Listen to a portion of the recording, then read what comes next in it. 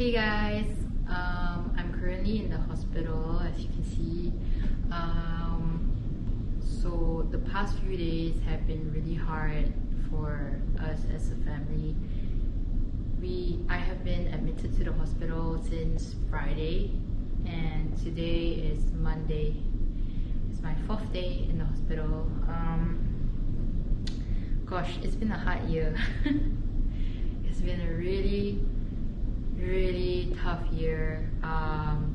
Some of you know exactly everything that we've been through. Some of you partially know what we've been going through, and you know, there are quite a lot of things that we have been going through that I have not felt ready to share with the world.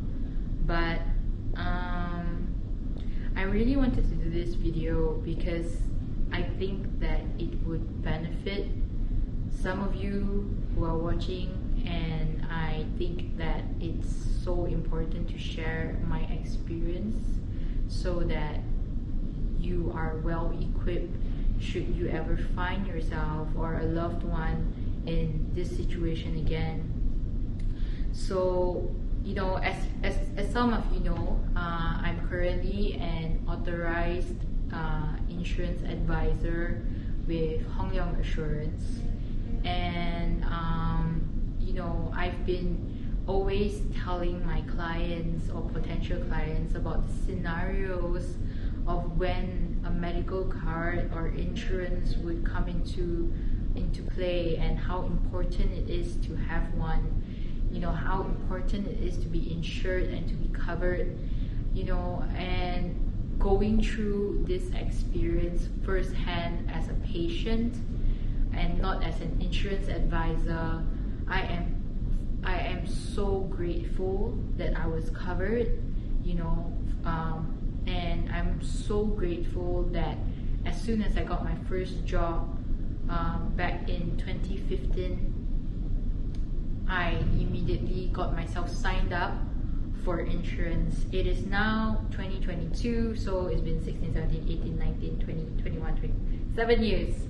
7 years since I got myself covered with a medical card, and I have not used any of it since then until now. But you know, that's the thing about insurance. You don't need it until you need it, and when you do need it, it's good to have the option rather than, you know, be in a situation where it's life or death and you have no option of what to do. So I've been going through quite a series of things since May. As some of you know, I had my root canal, tooth infection, I had shingles after that, and then there was like pregnancy stuff in between, and then after that, you know, there's a few other like stuff that I had to follow up because of like it basically has been a domino effect since May this year until now. And you know, here we are, 19 December 2022 in the hospital, and I basically did a CT scan on Friday for another matter, and incidentally they found something in the CT scan my brain CT scan, and Dylan and I got a call on Friday, and they were like, rush to the hospital right now. There's a finding in your CT scan and we need it to be addressed immediately. And gosh, I mean, they even asked me if I could walk, which was the scariest thing ever. And so Dylan and we rushed to the hospital. It was Friday, it was peak hour, it was raining, and so it took us about an hour to rush to the hospital. This is a government hospital because you know, from my pregnancy KKIA days, I was referred to this other hospital to get another issue checked, and then after that, from there, you know, it led to this CT scan, which was meant for something else, but then something else popped up, you know. They found something else, and so they were like, rush to the hospital right now. And so that's what happened, and we went to the hospital. I found out what they found in the CT scan, and I was scared to death. Like, I didn't know if I would survive the night. I didn't know if I would see Clara again. I didn't know if I had the opportunity or chance to see Clara grow up or to grow old with Dylan. And gosh, at that moment, like, all I could think about was, God, please give me the chance to see Clara grow up, the chance to grow old with Dylan, and the chance to have a long and healthy life. And you know, I was wheeled in. I was immediately admitted. I was checked on immediately. They straight away inserted the line needle into my hand, and you know, everything just happened so fast. It was so overwhelming. And gosh, because it's a government hospital, obviously you pay RM1. Like, everyone, you know, who does not have insurance, who does not have the capacity to go to a private hospital, will be there. And so the place that they put me in on the bed, it was packed, and more people kept pouring in. You'd be so surprised at the amount of people that just poured into the emergency section of a hospital. And you know, it was busy, and to the point that there was one guy who came in, there was no bed available, and he was treated on a chair. You know, so it was like, I was checked briefly, and then they said, okay, a neurologist will be there with you shortly to check on you. And 3 hours later, I was checked on by the neurologist. So can you imagine what is going on in my mind? They told me that they found something that is very urgent that needs to be addressed immediately. And then, you know, I was sitting in the bed for 3 hours before I was attended to by this person. And I was at that point, I had no idea what was going on. I don't know why it was happening. And it was the scariest time in my life. And the worst part is, Dylan couldn't be by my side. Dylan had to leave and go out and wait outside because there was no space for non-patient people to be in that room, because there was just so many patients that needed attention. And let me just get this straight, okay? No hospitals are crappy hospitals. It's only a situation where you're understaffed or you're not equipped well enough, you know, or you're just like the capacity is not enough to attain that many patients. But not everyone can afford private hospital care, and so that's why everyone goes to government, you know. Just don't get me wrong, I don't blame government hospitals. I think that, you know, they are doing an amazing job, but sometimes they're just understaffed, or there's just not enough equipment that is required to deal with the issue at hand. So, you know, I sat there for 3 hours, scared for my life, not with Dylan, and just thinking of the worst scenarios possible. And when I was presented with the option, okay, do you want to continue following, do you want to be admitted here, or do you want to be admitted to your own panel hospital? The first question they asked me is, do you have insurance? Are you covered? I'm like, yes, I am. And they're like, okay, so do you want to be admitted here, or do you want to be admitted to a private hospital under your panel insurance? And I was like, what would be the next steps if I were to be admitted here? And he said, well, you need another CT scan tonight, but most likely we won't be able to do it tonight, so we'll try to get it tomorrow. But then again, you know, he also explained how like there's a lot of people pouring in, that it would take hours before I'm admitted into the ward. And you know, so can you imagine just having found out something about yourself, and you are like in a state of panic, and you're emotional, and you don't know if you will live, if how much time you have left, and then they are telling you that, well, this is the reality of the situation, you will have to wait a long time before you are awarded, and things like that. And so I was just like, at that point and at that moment, I was so grateful that I had the option to move to a private hospital, to a panel hospital, just so that I could get immediate attention and immediate medical care. And so that's what we did. We signed the discharge at own risk forms, and we head on to the panel hospital, which I'm currently in.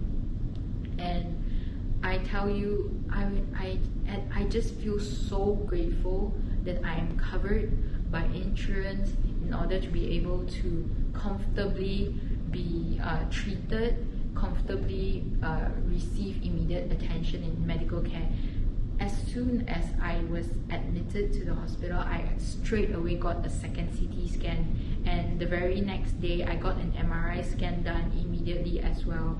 So, you know, can you imagine if like you're in a situation like this, or a loved one is in a situation like this, but you're not covered by insurance? So what do? You either stay on at a government hospital and wait, and hopefully your situation permits you to wait, or you move to a private hospital in order to get immediate medical care, but at the expense of your entire life savings. You know, so that's the thing about insurance. You don't need it until you do. And so when I got moved to this hospital, when I got transferred to this hospital, you know, like, we were taken such good care of. Even Dylan, he was comfortable as well waiting with me. You know, of course the facilities and the cleanliness and everything was obviously top notch. And this is my first time being admitted to a private hospital. I've never received any attention or care at a private hospital before. I even gave birth in a semi-government hospital, and you know, it's like I was so blown away by how different the scenario is in a government hospital and a private hospital. You know, in just this 1 year, I've experienced semi-government, government, and private hospital all together. So if you want to hear my experience, you know, just hit me up. We'll have a chat, and I'll be happy to share my experience with you. But you know, I really want to urge all of you to review your circumstance. I know that some of you feel like, okay, I don't have enough money to get insurance right now, but it is because you don't have enough money is why you need to get insurance even more. You know, even if you get covered like the most minimum cover, which costs you like what, 120 a month, depending on your age of course, but like 120 a month is usually the minimum amount for insurance cover for anyone that's age 18 and above. 120 a month could save you so much money, and could also even save your life, could also even give you the option to be comfortably treated and receive immediate medical care and attention. Look here, I'm an insurance advisor, but I'm not doing this video so that you will give me business, you will sign up with me and things like that. I'm telling you all of this as a patient who have just experienced the benefit of being covered and being insured. If you already have your own insurance, I would urge you to review how much is your coverage, okay? Unfortunately, because of what has happened to me, I will not be able to, you know, purchase future medical cards anymore, because that's the thing with insurance. Insurance is a risk that you transfer to the company, from yourself to the company, right? So that when things like this happen, the company bears the risk, and you still have your life savings, and you have the options to go wherever you want. But as you get older, if you want to get insured, but let's say I want to get, let's say I don't have a medical card and I want to get insured now, no one wants to accept that risk, because you are a risky person. You've been admitted for this. So, you know, either they give you a medical card that doesn't cover all of that, or you just can't get a medical card at all. And that's why I would urge all of you, as soon as you are able to get covered, to get insured, get yourself covered medically. First off, medically, okay? That is the most important insurance that you need to get if you are completely not covered at all. And you know, I can't express how grateful I am that I'm able to. I'm in a single room right now. My insurance plan isn't even like the best plan, the most expensive plan, but I'm in a private hospital and I am in the comfort of a single room all to myself.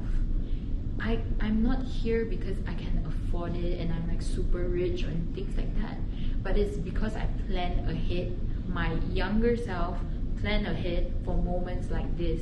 7 years later, after being insured, after paying my insurance monthly, I am now here, taken care of, comfortably in a single room where my loved ones are able to visit me, and you know, I'm able to receive immediate medical attention care, and most importantly, I am comfortable.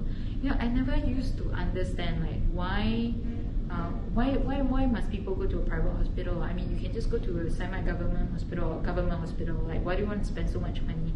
But having been in the situation that I was in, and having been in such an urgent situation that I have currently been in, I now understand how nice it is to be comfortable while you are in pain, or while you are in emotional and mental turmoil from the information that you have just received.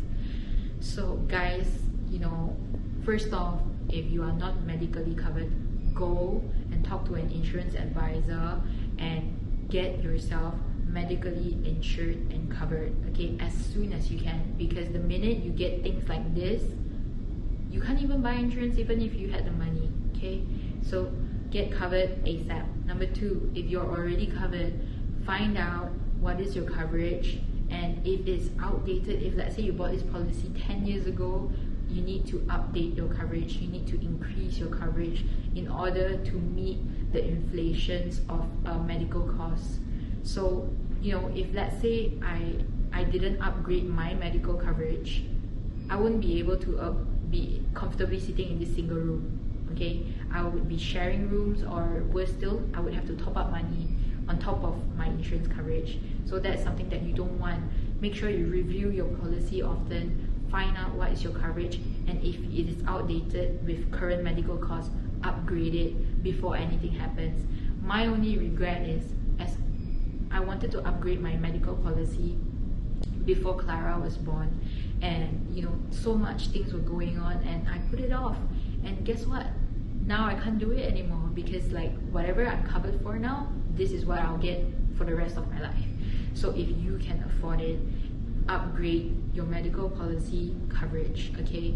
Life insurance, critical illness, whatever it is, if you can afford it, upgrade it, because you never know when you would be stripped of the chance and opportunity to do it, okay? So yeah, I'm so passionate about this right now, and I really feel like I want to do this video in order to raise awareness of how important it is to be covered and to be medically covered and insured, okay? If you want to know more about my experience of semi-government, government, private hospital, come and talk to me. If you want to know more about your options where insurance is concerned, come and talk to me, okay? If you have your own insurance agent already, go and talk to them. Review your policy with them. Don't put it off. Anything can happen tomorrow. I was fine on Thursday. I was fine on Friday morning, in fact, and then later on, suddenly I've been admitted from Friday until now, Monday.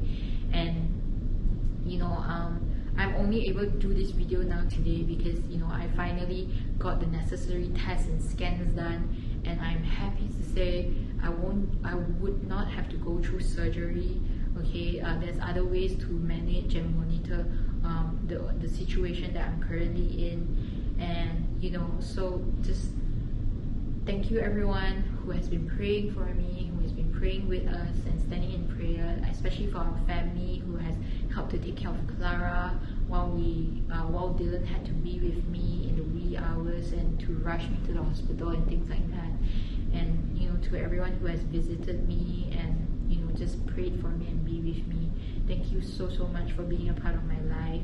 I am so grateful to have the community that I have around me, and I'm just so thankful that I get to live another day. I'm so thankful that the doctors did not tell me you have 6 months to live, you have 6 days to live. Like, I'm so glad that I'm not in that situation. I feared that I was going to be in that situation, but thankfully I get to go home soon. Hopefully, I haven't been discharged. They haven't indicated when I'll be discharged. I still have to conduct some more tests tomorrow, but I'm really hoping I'll be discharged before Christmas, that I'll get to go home before Christmas and spend my first Christmas together with Clara and Dylan as a family. So thank you everyone for all your concerns, all your messages and your calls. And yeah, life is fleeting, guys. Life is so fragile, and I really hope that my experience will urge you to treasure life every day, every second, every moment with your loved ones. You really never know when would be your last. When I received the news, I was just praying to God, please just let me see Clara grow up. Please just let me grow old with Dylan. Like, that is all I want. So, if you are going through life and just passing by life, I urge you to just stop, pause, look at your surroundings, look at the people around you, and treasure those moments, every single second of it.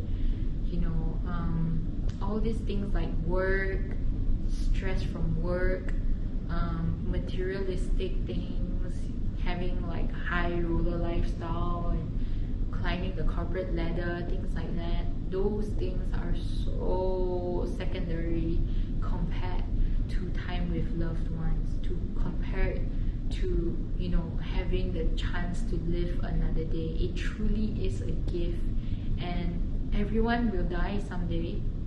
It's just a matter of how long of life you have to live. So I really hope with the year coming to an end and a new year beginning, you will make it a point to really just spend more time with your loved ones, hold them close, hold them tight, and re-evaluate your priorities in life. Ask yourself, if today or tomorrow was my last day on earth, what are the things that would matter? Think about it, okay? And think about your insurance coverage as well. Please don't sit on it. Do something about it now while you still have the chance, okay? That is all from me. Thank you so much for everything. You know who you are, you know what you guys have done, and I really appreciate all of this. So yeah, hopefully my next video will be me discharged home and celebrating Christmas with Clara and Dylan. Love you guys.